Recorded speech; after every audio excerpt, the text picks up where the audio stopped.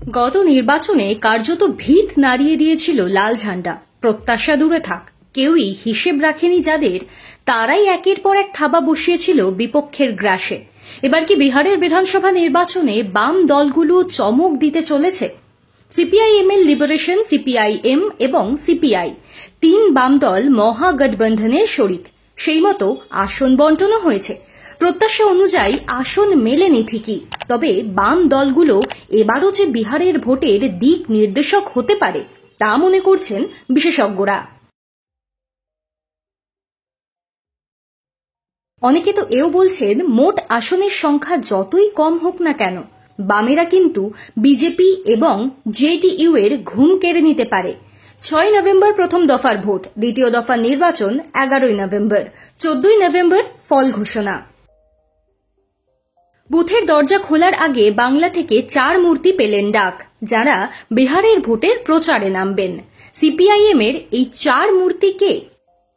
বিহারের বিধানসভা নির্বাচনের প্রচারে বাঙালি মুখও রাখছে সিপিআইএম, তবে যারা হিন্দিতে সরগর এমন নেতা নেত্রীদেরই বেছে নেওয়া হয়েছে। বিহারে প্রচারের জন্য এখনো পর্যন্ত দায়িত্ব পেয়েছেন বঙ্গ সিপিআইএম এর রাজ্য সম্পাদক মোহাম্মদ সেলিম, কেন্দ্রীয় কমিটির সদস্য মীনাক্ষী মুখোপাধ্যায়, ছাত্র সংগঠনের 2 নেত্রী দীপশিতা ধর ও ঐশী ঘোষ। সে রাজ্যে 4টি আসনে লড়ছে সিপিআইএম। মানঝি আসন থেকে লড়বেন সত্যেন্দ্র যাদব, বিভূতিপুর থেকে অজয় কুমার, পিপারা থেকে মঙ্গল প্রসাদ, হায়াঘাট থেকে লড়বেন শ্যাম ভারতী। এর মধ্যে সত্যেন্দ্র ও অজয় গতবারের জেতা বিধায়ক। এই 4 জনের প্রচারে দেখা যাবে মীনাক্ষী, সেলিম, দীপশিতাদের। নতুন প্রজন্মের নেতা নেত্রীদের মধ্যে মীনাক্ষী হিন্দি বেশ ভালো বলেন। এমনিতেও বাংলায় ভাষণ দেওয়ার সময়ও তাকে হিন্দি বলতে দেখা যায়। কুলটির হিন্দি অধ্যুষিত অঞ্চলে বড় হওয়া, ফলে হিন্দি তাঁর সহজাত। এই প্রথম ভিন রাজ্যে প্রচারে দেখা যাবে মীনাক্ষীকে। রকেট গতিতে বাংলার রাজনীতিতে উত্থান হয়েছে মীনাক্ষীর। ডিওয়াইএফআই থেকে সরাসরি কেন্দ্রীয় কমিটিতে জায়গা করে নিয়েছেন।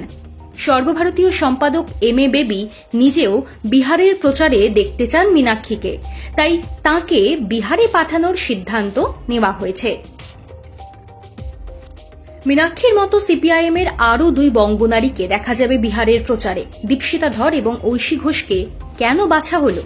এই দুজনই সর্বভারতীয় ছাত্র রাজনীতিতে ভীষণ পরিচিত মুখ। এসএফআই এর অল ইন্ডিয়া ভাইস প্রেসিডেন্ট ছিলেন দীপশিতা, সেই জায়গা এখন নিয়েছেন ঐশী।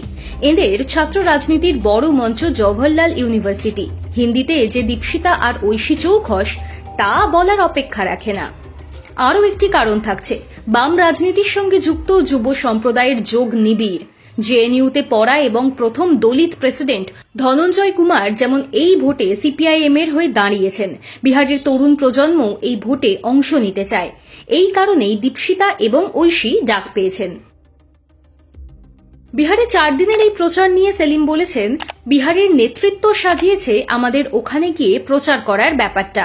তবে ওখানকার দলীয় নেতৃত্ব যদি মনে করেন আমরা এখান থেকে আরও নেতাকে পাঠাতে পারি প্রচারের জন্য। বিরোধীদের মহাজোটে সিপিআই এবং সিপিআইএম এর লিবারেশনও রয়েছে। প্রাথমিকভাবে সিপিআইএম এর আসনগুলির পাশাপাশি বামপন্থী প্রার্থী আছেন। এমন কেন্দ্রেই নজর দেওয়ার কথা বাংলার নেতা নেত্রীদের। বিহারে রয়েছেন কংগ্রেস ওয়ার্কিং কমিটির সদস্য এবং সে রাজ্যে নির্বাচনে দলের অন্যতম সিনিয়র পর্যবেক্ষক অধীর চৌধুরীও।